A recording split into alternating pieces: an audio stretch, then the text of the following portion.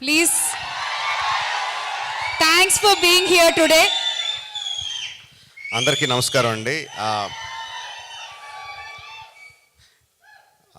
ఈ సినిమాతో డెబ్యూ చేస్తున్న కొరటాల శివ గారికి డెబ్యూ కదండి, డెబ్యూ ప్రెజెంటర్గా పరిచయం అవుతున్న కొరటాల శివ గారికి హృదయపూర్వక శుభాకాంక్షలు. అంటే శివ గారి సినిమాని నిజంగా ఫ్రాంక్గా కృష్ణమ్మ టైటిల్ ఒకటి ఉంది అంటే ఏదో టైటిల్ బాగుందని కానీ దాని మీద పెద్ద దృష్టి వెళ్ళదు. బట్ కొరటాల శివ ప్రెజెన్స్ కృష్ణమ్మ అనగానే ఆబ్వియస్గా అందరికీ ఒక ఇంట్రెస్ట్ వస్తుంది.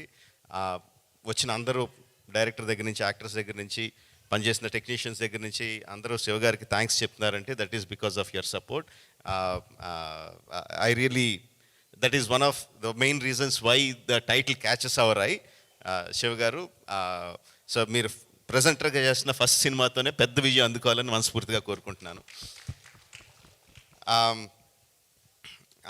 డైరెక్టర్ మాట్లాడిన 4 ముక్కలైనా కూడా చాలా క్లారిటీతో ఏం మాట్లాడాలో, ఎంతవరకు మాట్లాడాలో, ఏం మాట్లాడితే ప్రేక్షకులకు అర్థమవుతుందో చాలా క్లియర్గా మాట్లాడాడండి.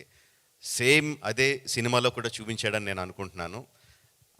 దట్ ఈజ్ ఆల్సో బికాస్ చూపించిన ట్రైలర్ కానీ టీజర్ కానీ చాలా ఉన్న తక్కువ షాట్లలోనే చాలా అట్రాక్టివ్గా, డెఫినెట్గా ఈ సినిమాని థియేటర్లో చూడాలనిపించేలాగా క్రియేట్ చేశాడు. So I wish him all the best Krishna, very good.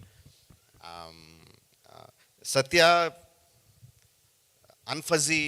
అన్ఫజీ actor అంటానంటే చాలా చిన్న ఎక్స్ప్రెషన్ చేంజ్తో చాలా అమాయకుడిగా కనిపించగలడు. చాలా చిన్న ఎక్స్ప్రెషన్ చేంజ్తో చాలా ఇంటెన్స్ హీరోయిక్ యాటిట్యూడ్ ఉన్న యాక్టర్లా కనిపించగలడు. He has a full spectrum of acting, చాలా తక్కువ మందికి ఉంటుంది అలాంటిది. అందులో సత్య ఒకడు.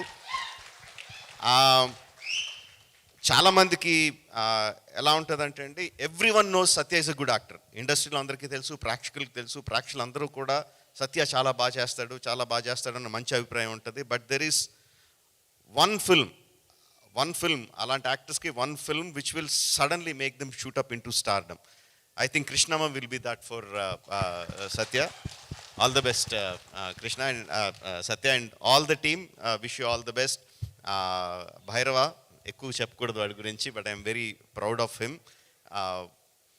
వాడు ఫస్ట్ కథ వింటున్నప్పుడే చాలా సింపుల్గా మొత్తం కథ అంతా వినండి, అందులో మెయిన్ ఎమోషన్ ఏముంది, దానికి నేనేం మ్యూజిక్ చేయాలి అన్నది కథ విన్నప్పుడు దగ్గర నుంచి వాడి మైండ్లోకి వెళ్తూ ఉంటుంది.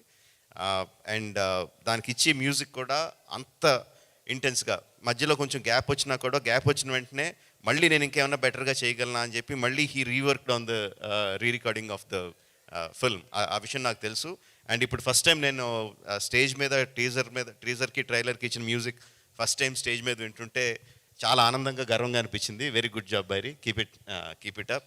అండ్ ఫైనల్గా ఒకటి చెప్పాలనుకుంటున్నాను.